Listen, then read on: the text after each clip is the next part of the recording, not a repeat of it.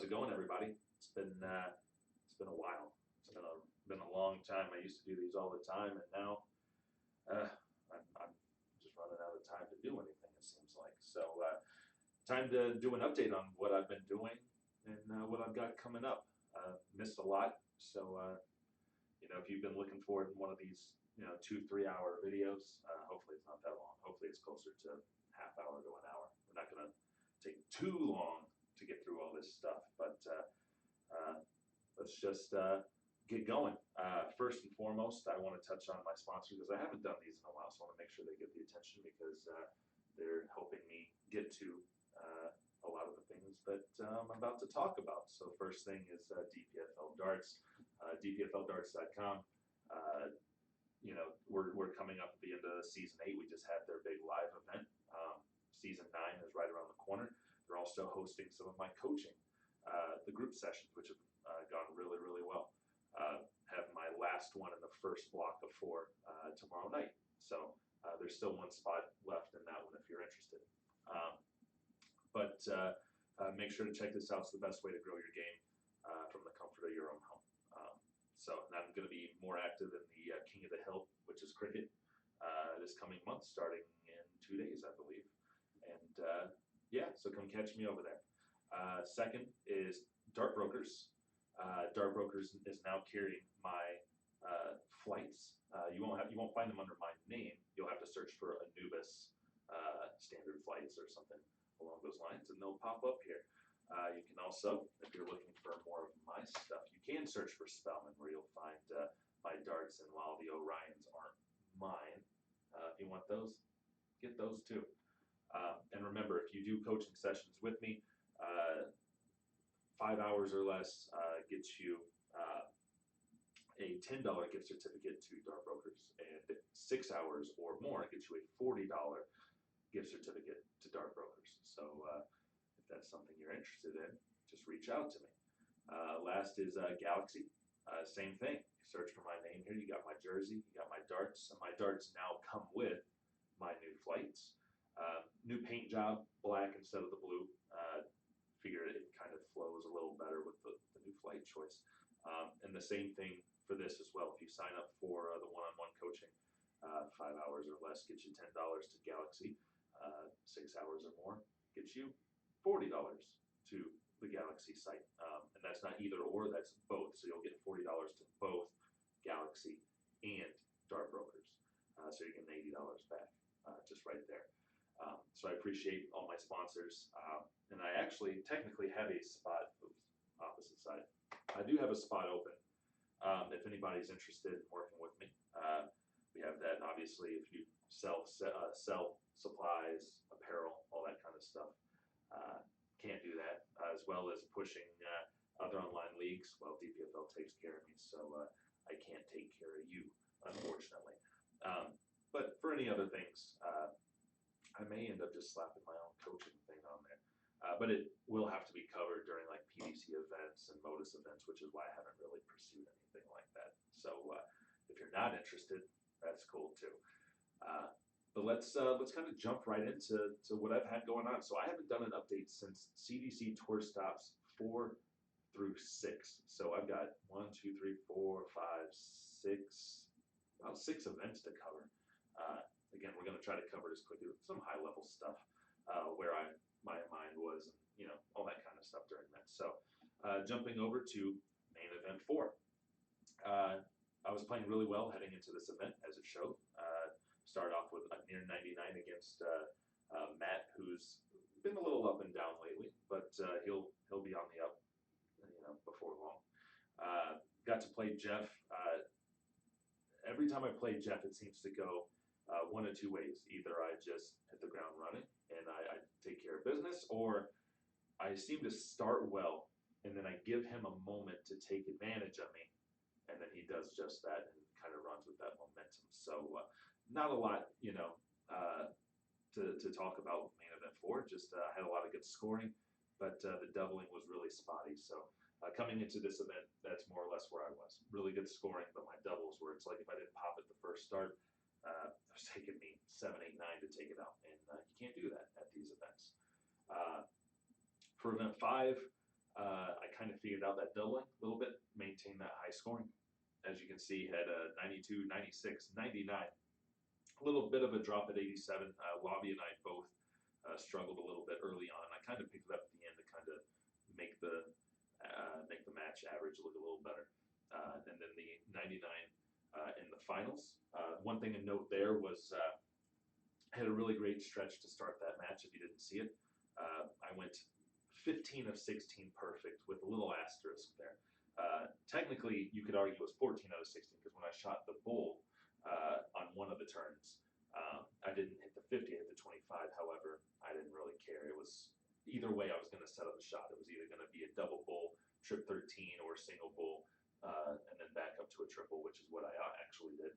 So you want to count it as 15, 16 perfect, cool, whatever. And if not, that's fine. But I started the match off with 10 perfect darts. So if I kind of pull this, actually, I think I already had it pulled up. I did. The 139 missed the triple 19 on the third dart, 180. The 142 is where I hit the bull to lead 40. If I hit it 50, I would have gone for, again, triple 13 to lead 32. Because I hit the bull, I went back down, or I went down to the 19 and hit a 142. Took it out first dart. Then I started the next shot, 180, 180. So this 10 plus these 6, 16, 15, I think that's pretty good. Actually, I was pretty excited about this because just a couple days earlier, with one of my students, I guess I can call him, I went 18 out of 19 perfect, if I'm not mistaken, right here. So I had a 180, 135, so I hit the triple 5 there, but otherwise a 162 first start finish. Then 180, 180, 117, I missed the double 12 for the 9. If you count the double 12 before it to lead into this 10 darter, that's where I had 10 plus the 8, so 18 plus the 1 up here, so 18 out of 19. But the reason I was excited about that was I go through little phases at home and when I'm working through my mechanics where I do this kind of stuff all the time. Well, maybe not 18 out of 19 perfect, but I go on these long stretches of 10, 11, 12 out of 13, perfect, and then I have another gear to bring out. I haven't really brought it out yet, and it showed for the first time the kind of runs that I can go on against Dave Cameron. So I was really excited about that.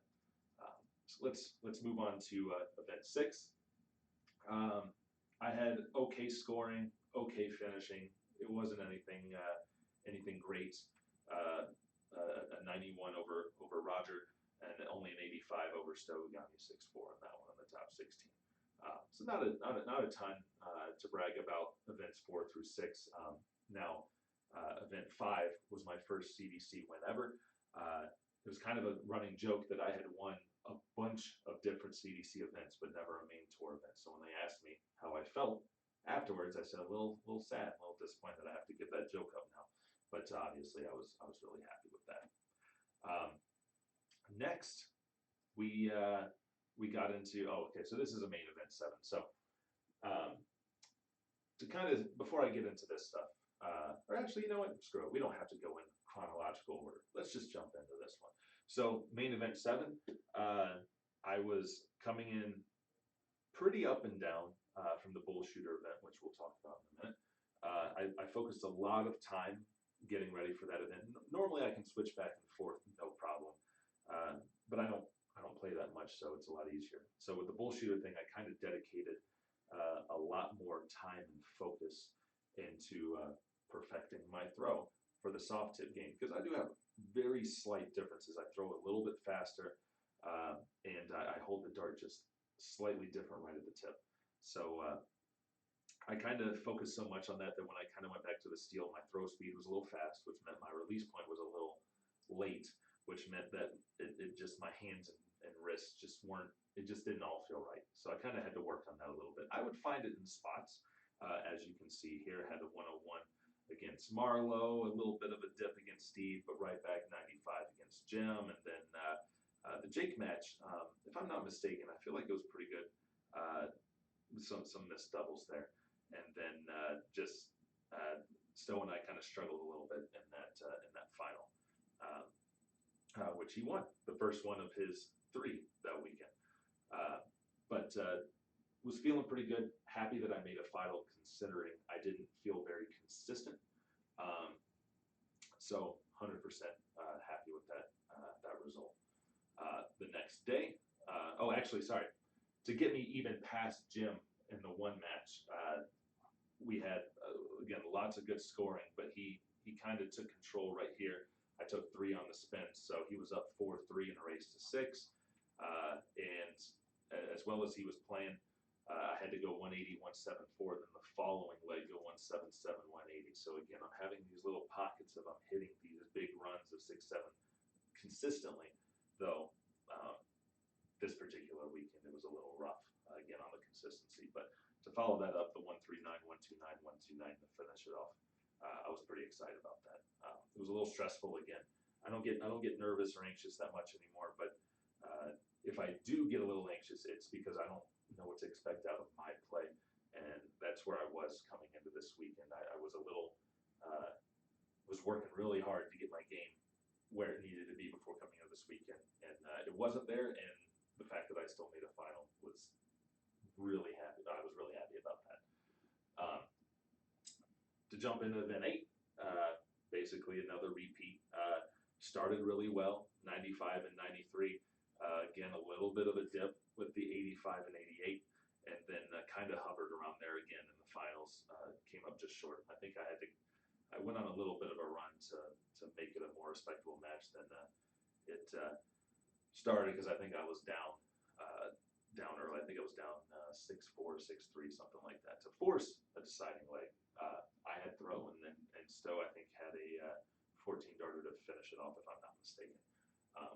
But again, just strong, inconsistent play. I'm actually really happy that I made 2 finals, considering I wasn't very, I don't know the word, confident in my play heading into this. I in that next event started good. My darts actually felt kind of all right, 94, and then I don't know what happened. It shows I lost 6-4. I honestly should have lost that match 9-1. In fact, I was up 4-0 and lost 6-4. But that was only because Ryan missed 15 darts at a double in those first 3 or 4 legs. I don't know. I just kind of, my throw speed was too fast. I couldn't seem to slow it down. I did eventually, but that was after the event was over and I'd already lost, so it was too late for that. But again,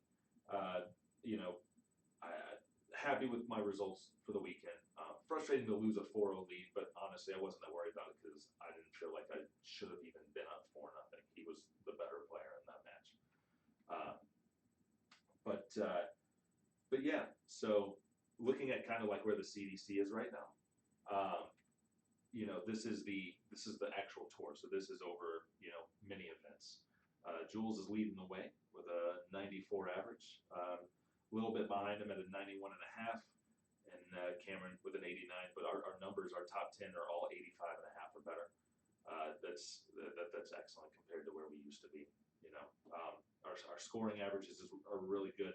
Jules again leading the way at 104, near 104. Gates at 99, myself at 99, Cameron at 99, Lobby at 97. We're not that far from being able to compete with just about anybody in the world.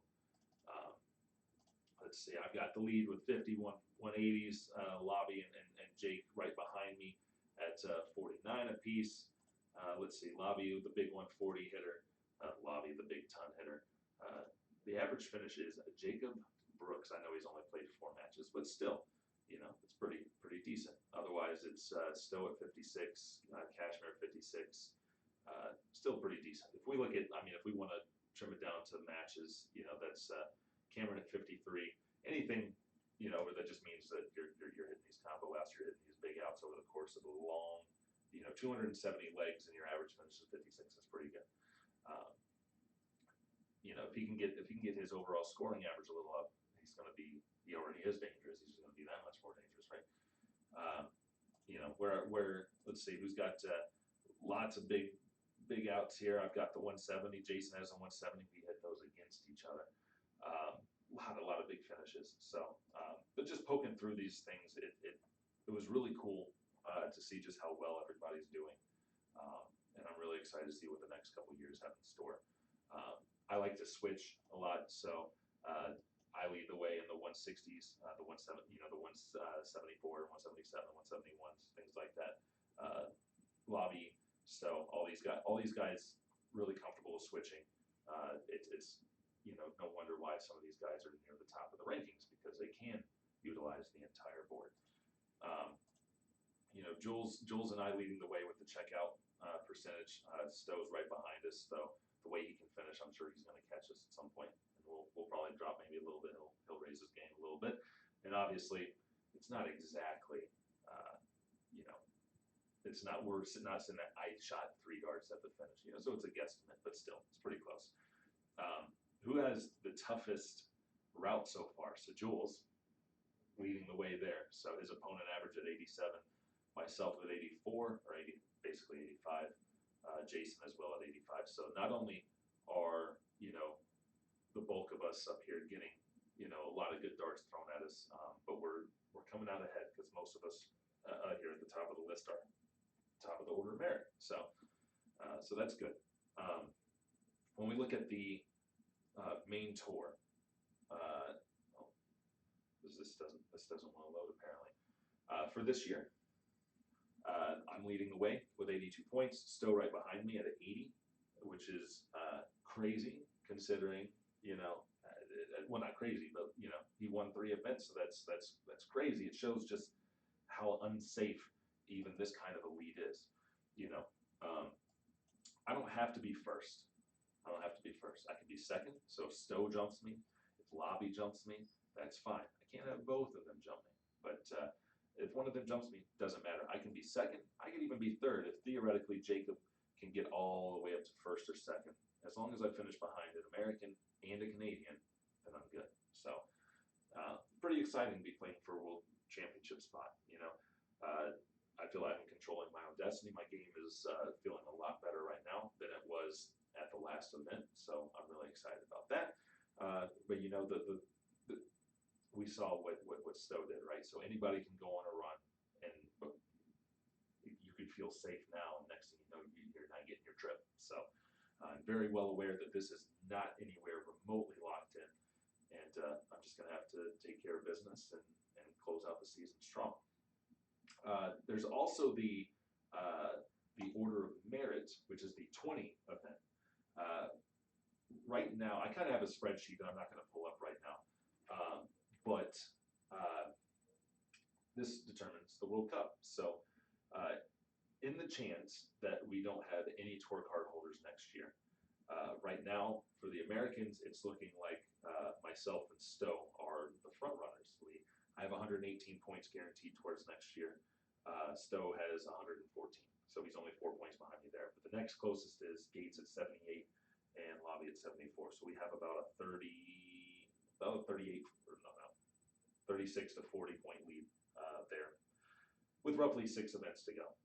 If the scheduling works out roughly what it was this year, we should have the last 3 events this year. Then we have 3 events next year before the World Cup. So not only am I trying to play for a World Championship spot, but I'm potentially trying to play for a World Cup spot. Now, if we, if Jules maintains his card, or we get a card holder or 2 in January, it's not going to matter. I'm going to go to Q school. I know some other people are going to Q school.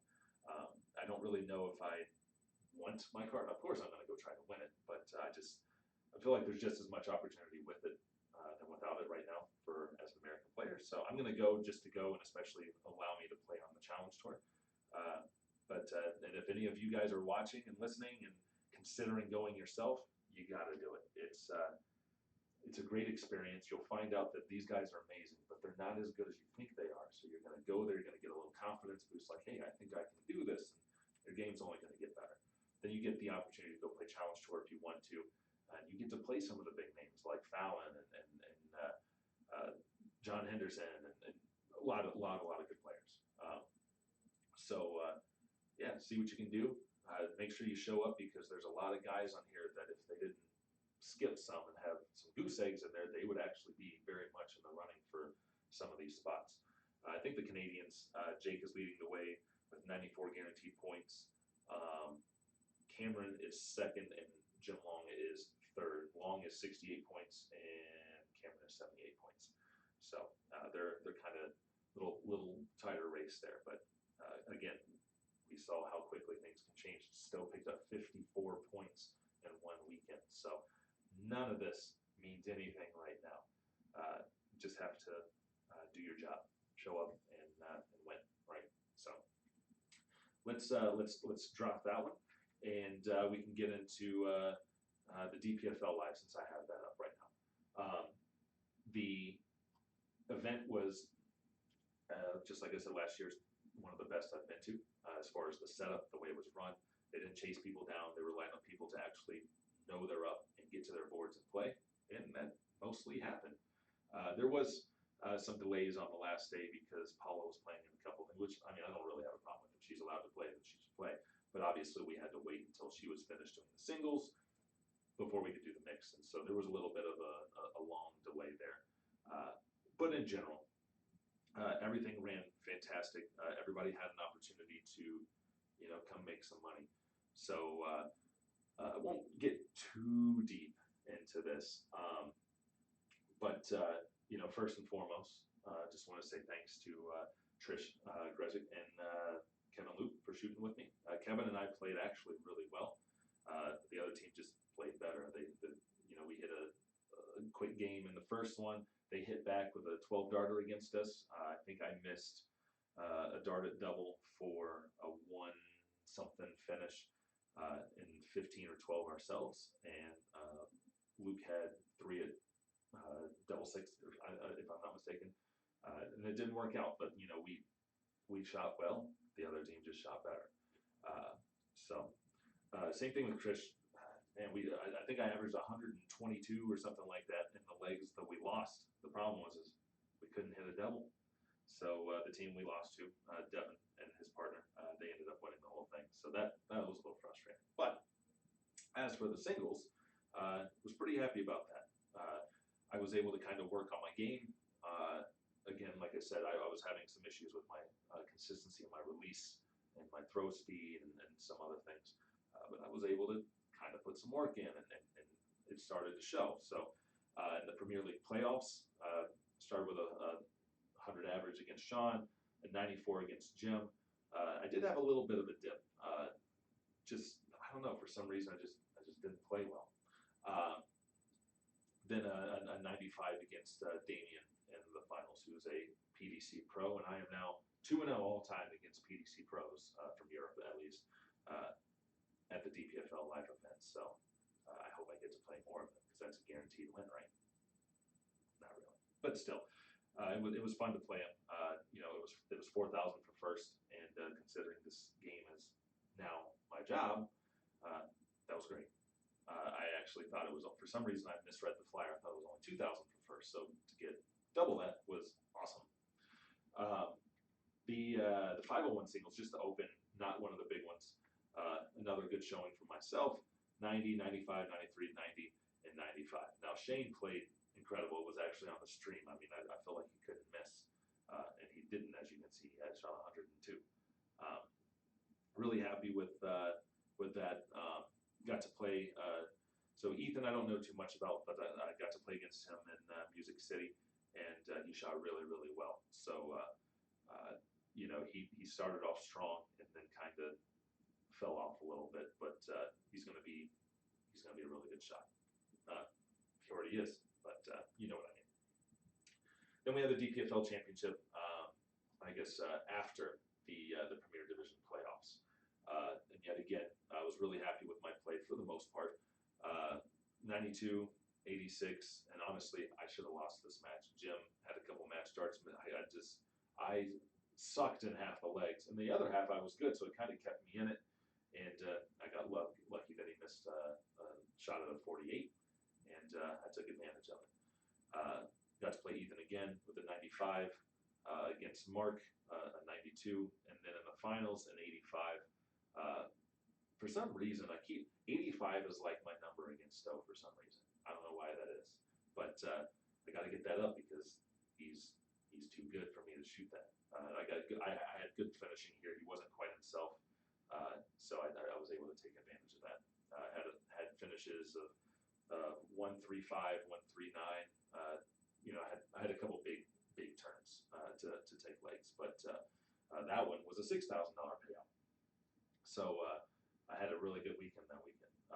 It was really cool. And the reason I'm noting the amounts for these wins is, and I'm about to get into the Bullshooter stuff, is the game is growing here. The money on offer is growing, particularly thanks to the Bullshooter guys for getting the ESPN stuff going, but also the DPFL guys, finding ways to bring sponsor money in and allow us to make some money playing this game. This isn't any kind of like flex or braggy or anything like that, but between, in a 3-week stretch, it was 12,000 at Bullshooter, 2,000 at the CDC, and 11,000 at the DPFL live event. So in a 3-weekend period, that's $25,000 won. And of course, I had to win I had to win these things, but that's not the point. The point is that that's the kind of money that we haven't really seen in a while.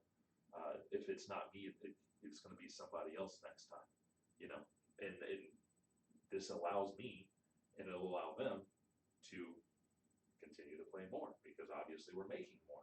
This is the kind of event where even lower level players, I wanted to kind of go through and do a tally of money won from some of the lower division players, guys that are only averaging 60, 50. And some of these guys made a couple $1,000s potentially, at an event because of the way that it's structured, which is amazing, which is awesome. The game is growing, and I'm able to now look at pursuing this game full time here in the States versus going over to Europe. So I hope that I can only hope that this continues to grow, not just for me, but for everybody. I don't really have anything to put up over here. Here's what I'll do. I'll put up my just to have something to fill that space, I guess.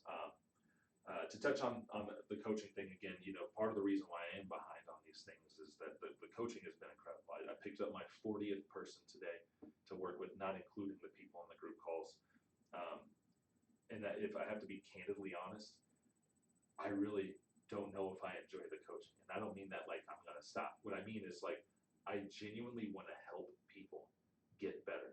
And it stresses me out that the way I'm structuring this is long-term growth. I want to see people do well. And the worst thing in the world to me would be that I go through this and I don't actually help anybody. I don't want to feel like I wasted my time. I don't want to feel like I wasted your money and your time.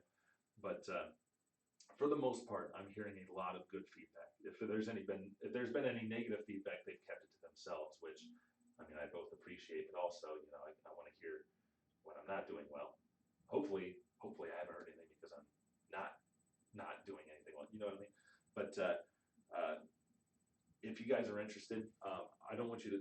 I'll give you details, but I'd like for you to talk to other people that have gone through this coaching. I want you to hear it from them because I want them to be honest. I don't want them to just send people over to me just for the sake of it. I'm not going to fish for compliments. I genuinely want to. If I'm not helping people, then I don't want to run this. So I want to leave that up there for a second. To get into Music City, honestly, there wasn't really anything of note. I got to play with Jim. Actually, Jim's the only reason I showed up in New York. I wasn't going to go to this event, and I heard Jim Long was looking for a partner, and he's one of my favorite players to play against, and he's just a nice guy. So I wasn't going to pass that opportunity. We ended up winning both doubles, which was pretty cool. Made the whole trip worth it. We also played with Ashley Ritchie, who I appreciate shooting with me. We really felt like the strongest team in triples, but we played an excellent team, and they hit some high finishes. We missed some doubles, and that was that. We weren't even upset about it. I wasn't, at least. We lost to good darts. Can't be mad about that. Ashley and I were playing really, really well in the mixed as well. Kind of hit a lull where we had to wait for some matches and just didn't come out as strong as we needed to, and we came up a little bit short, but we'll do better next time. I had a lot of strong play kind of mixed in with some not so strong play. There was obviously some, well, obviously for the people that were there, some wind issues. But you know what? I knew it was going to be there because it was there last year. Everybody had to deal with it, so it wasn't that bad. I just, you know, you weren't going to see very many 90 and 100 plus from me. I was mostly in the high 70s, low 80s, just because trying to adjust to some darts and stuff like that. Quick side note: they were having a child pageant there, which I don't know if there was a monetary payout for, but I should have entered that because I'm kind of known for just beating the living crap out of youth players when I practice with them. Like, I don't know what it is about them. Like, they just bring out my best darts. So maybe I could beat the crap out of them too. I don't know. I don't have like a fancy dance routine. I'm not that pretty, so maybe not. I didn't want to enter to damage my own ego. But I guess to talk about the last thing here is the Bullshooter. So was very thankful to get invited back this year. Last year I didn't expect an invite because I couldn't play in them much. I think my performance at the Chicago Bullshooter, potentially the 9 dart on the stream, kind of got me an invite in, and obviously I showed up and won. This year I didn't want to assume that I was going to get a spot just because I was the winner. So I couldn't make any of the other weekends, but I could make the Chicago finals. So went up there, did that, and I'm going to be honest, I don't even remember how I did, but right before the event, I found out I got an automatic invite back anyway. So was really looking forward to that. It's only a couple hours from the house, so very convenient for me. It was also nice for it to not be right before a major event, because last year I won the event and had to drive up to Nashville and play there. So at least this time I got to, play and then come home and actually relax for a little bit. Came into the event actually feeling really comfortable, really confident. I practiced, quite a bit leading into it, and my game was feeling really good. So the stress wasn't as high as the year before because, again, I'd already been there, I'd already won it. So I have a little. I'm hoping that's putting some pressure on the opponents that I'm going to play. When the bracket got drawn, obviously everybody there are great shots, but I did get a little lucky that most of the heavy hitters, the Gates and the Maloney's and stuff, were on the other side of the bracket. My toughest test was probably going to be in the first round, regardless of who won. So it was Dustin Holt and Sugar Shane. Sugar I've only played once, and that was in Chicago, and he played really, really well. So I was very aware of what he could do. But Dustin was the one person kind of in my half of the bracket that not necessarily worried about, and you guys will understand what I mean by that, but you're just aware that they play you well, and even if I play well, there's no guarantees there. So I knew that I was going to be in for a tough match. I got when I say I got a little fortunate that Dustin lost. That's not to say that I thought I was going to just run over Sugar, but it's just, that comfortability that Dustin has playing me, or at least I would assume he has some comfortability playing me, considering he beats me every now and then. There's other factors going into it other than just how good is the player. Obviously, Sugar beat him, so he's not bad, right? But I got a little bit of a confidence boost knowing that I'm playing somebody I've never played one-on-one before. And I thought maybe I could use that to my advantage, which I was fortunately able to do. I'm honestly drawing a blank on who I played the rest of the way, but I know that I played Carlos from Spain. Incredibly nice player. Watching him play right before I played him, I didn't really know what to expect because the few matches I did watch, it was when he was good, he was really damn good. But when he was off, he was off. So even I kind of told myself, even if he comes out strong, if I can kind of catch him in one of his dips, we'll be good. And I got fortunate that I kind of caught him in a dip at the beginning of the match, so I got up. However, he came firing back. I know on the back end of one of the legs, he hit a 180 and a 180. I want to say it was to steal a leg from me. I can't remember, but I know he started playing really, really well. I was able to make it go up 3-2. In that final leg, I believe he went 83, 180, 180. So I believe he was on 58 after 9. And I hit the 9-darter to win the match 4-2. And while it didn't feel like while it wasn't a deciding leg 9-darter like I had in Chicago, it felt that way. The way that he was really coming on, and the fact that I think he went 4-0 in in deciding legs, that was a big deal for me to win that leg, because who knows, maybe I get knocked into the loser side and I never even get an opportunity to play on Friday on ESPN. So that was the most important match for me. That felt like the moment that got me there. So we had JT Davis, Carlos, and Randy Fern again, which was really awesome to see him have at least one repeat finalist, join me. Of the three, probably the one person I didn't want to play in the first round was JT. Not because I'm worried about him. I feel like if I play well, I can beat anybody. So I'm never worried about my opponent. But I had already played Carlos twice and already beat him twice. Randy, we practiced really well, and I won a lot of games in our warm-ups. Obviously, I played him and beat him last year. I want to say that I did play him in the seeding round, but I've had a lot of success against him. So the reason why I didn't necessarily want JT in the first round is I wanted to be in the finals. Like, okay, it's cool to be in the top 4, but I wanted to at least make the finals. There's a lot of money on mine. I just don't think I've, other than Madison Square Garden, I don't think I've ever played JT one-on-one. So again, just like with Sugar, I don't really know what to expect out of my opponent. I was able to obviously get through that match. I did not play very good. We went to a deciding. Well, I did play well, but I did not play well in spots. I basically just handed him one of the legs to force us into a deciding leg, and fortunately, I played really, really well in that last leg. Then got to play Carlos, and Carlos, fortunately for me, just didn't quite have it. And I went into it with a lot of confidence. I made the final. Again, this is my job, so I wanted at least guaranteed higher paycheck. So once I got that and the confidence that I'd already played and beat Carlos twice, I had a lot of confidence going into that, and I believe I got that one 4-1, if I'm not mistaken. 5-5. I forget, but anyway, doesn't matter. I got the win. So that's really cool. Got to have 2, so I have the 2, the 2 checks up over here now. I'm running out of room on my wall, so I'm going to probably take a break from winning for a little while. Hopefully not.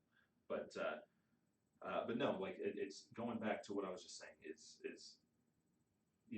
the money's raising. I know that we're making fun of it for being on the Ocho and all that kind of stuff, but you know what? It's an opportunity. It's going to pay my bills for a couple more months, so I can continue to pursue this as a full-time job. So hopefully you guys can get out and support these kind of things. I know that we don't know what the stipulations are and they wait too long, but you know what? You already know it's going to be something along the lines of play good at their tournaments. So just assume that's what it is for now. I'm pretty sure that next year it's going to go back to an invitational. So just play good and be somebody that they want to have on TV and at their event. So I have no idea how long this has been going on, but I feel like I've done pretty good. So what's next for me? So the rest of the year is really up in the air. Obviously, we have the last CDC events, which are going to be very important for me because I'm playing for a world championship spot. I'm playing to maintain my positioning and potential World Cup spots next year. So I'm going to be spending a lot of time trying to make sure that I'm ready and can do my job. I do have Modus coming up again. I don't think I can say the dates or when or whatever, but I do have that coming up again. So I'm really looking forward to that because the last time I was there, it was the week immediately after leaving my job, and I played really well. I feel like I could play better. So we'll see. Maybe I'll have Luke again. He's doing incredible things there. He's won back-to-back Super Series titles. He's obviously just won his PDC tour card, but I'm still 3-0 against him. So until he beats me, how good can he really be? Because I'm a nobody. Obviously, I'm just joking, but I would love I would love to have him in my group again. Though I don't know if he can still do it because the finals is before January, which is when he would get his tour card and all that kind of stuff. So that would be awesome to do that again. But otherwise, I'm really looking forward to Modus. It's one of my absolute favorite things ever. I would love to have a tour like that over here in the States. Really hope that happens sometime. Then obviously we have the Continental Cup coming up in October. Hoping to repeat there. I'm trying to sweep all the events here. I'm trying to get the World Championship spot. I'm trying to get the World Cup spot. Then I'm also with a win at the Continental Cup. I get the Masters again. I'm pretty sure, and I get the Grand Slam. So that could be four big events for me to build my experience and all that stuff. I didn't play bad. At MSG, but I didn't play good either. My darts felt good, they just didn't land for me, and I want another opportunity to show them what I can really do. So, other than that, around there's like Ghosts on the Coast, and then the weekend after there's the Myrtle Beach Bullshooter. There's a lot going on that weekend because if I make the Modus Finals, it's that week, so I can't make either of those things. But if I do make the Modus Finals, then I'll probably do Wigan, which is Challenge Tour. The Saturday, Sunday, then go to Portsmouth and then play Monday through hopefully Saturday. And but if I don't make the finals, I'm not going to go to Wigan because I had to miss 5 Challenge Tour events for the last CDC event, and it just wouldn't make sense to go over there just for the sake of going over there. I did get another invite to play in Hildesheim in the Pro Tour, but when they called me and asked me, it was a $2,000 plane ticket, and I would have had to leave within an hour of them notifying me. So I could have done it, but it just wasn't the right timing, unfortunately, as much as I wanted to do it. But I'm going to go back, whether I get on the Pro Tour through the Q School, I'm going to go back to Challenge Tour, and I'm going to make sure that I get some of those invites again, so I can again show them what I can really do. But I might skip I'm not might. So I have the Modus Finals, but if I don't make that, then obviously I could theoretically make Ghost on the Coast and the Myrtle Beach Bullshooter, but I would skip the Myrtle Beach Bullshooter to instead go to St. Louis to take my dad to a Metallica concert in St. Louis. Speaking of, we'll probably have if I don't make the Modus Finals, I'm going to have an extra ticket available, not for free, unfortunately, but I will have an extra ticket in St. Louis, so if you want to come hang out with me and watch Metallica in St. Louis, I think it's the weekend of like November 2nd, 3rd, 4th, something like that. Hit me up. We'll see what we can do. Now, I'm not gonna lie. I'll probably defer to people that I know well, if they're interested. But not that I don't. I know you might know me if you watch me, but I may not know you as well. I might want to take somebody that I know. Just saying. But never hurts to ask if you're interested. I'll have the Seacoast Open. I am gonna miss which city. I feel really bad because I asked somebody to shoot with me in mixed after my mixed couldn't make it, assuming because usually travel is not that bad up to the Boston area. However, I invited a person out. She booked the room and hotel, room and flights and everything. And turns out that trip was going to cost me almost $1,300 just to come play between flight, hotel, entries, all that stuff. And it's just, this is my job. I have to make smart decisions, and unfortunately, it would not have been a smart decision to go. So I was able to hook her up with another elite level player, and I'm going to make it up to her by shooting at any other major event, pretty much of her choice. Because I hate having to back out on things. I think I've had to do it only once or twice before, but it still makes me feel not so happy and good inside. But I will be going to Seacoast. Looking forward to shooting with my buddy Nick McKinnon. He came down to Ghost last year, and we were able to win 1.5 of the men's doubles. We lost in the finals of the other one, but him flying all the way into Alaska to shoot with me, I'm glad we were able to make that worth it. But since Ghost on the Coast is up in the air this year, I'm going to shoot with them at Seacoast since that's more of a guaranteed thing. But after that, around like November 18th, I am finally just free and wide open of events. unless I make the World Championships. So, which I'm hoping I'm not, free for most of December. Um, but no, it's just there's been a lot going on. Lots of events. I've been talking to a lot of people at these events. I appreciate it. A lot of you feel like you're bugging me. Some people have messaged me after an event saying that they wanted to come say hi, but they didn't because they felt weird. Don't. I don't really feel like I'm anybody special. I understand that that's not necessarily how some of you view that, but come talk to me. If you want to talk to me, come talk to me. I'm not one to just kind of say hi and then brush you off. You want to talk? Let's talk. Let's hang out. Um, but again, I sincerely appreciate all the people that have signed up for my coaching. 40 people is crazy. I've had some other things that I'm trying to work on, but I've had to put those on the back burner because, well, I'm busy. I'm so busy, and I'm grateful for it because it's helping me, continue to focus on the game of darts going forward. So anyway, I appreciate all of you. I know it's been a long time since I've done one of these, and I'm going to try to do them more regularly. If you listen to this entire thing, I am so sorry. I know I apologize every single time, but whatever. These things are long. So hopefully I kept you a little entertained talking through this stuff. I know there wasn't like a ton of like crazy interesting content, but hopefully at the next couple, when I'm not having to cover 18 events, I'll have some more interesting insight and things like that. So yeah, we'll see how it goes. You'll hear from me next after tour stops 7 through 9, where hopefully I'll be leaving with a world championship spot. And if not, you know what? That's fine. That'll just leave me hungry and maybe a little sad and depressed, but mostly hungry to do it again next year. And this time, not let it slip from my fingers. So, all right, guys. Thanks again, and I'll talk to you again soon. See ya.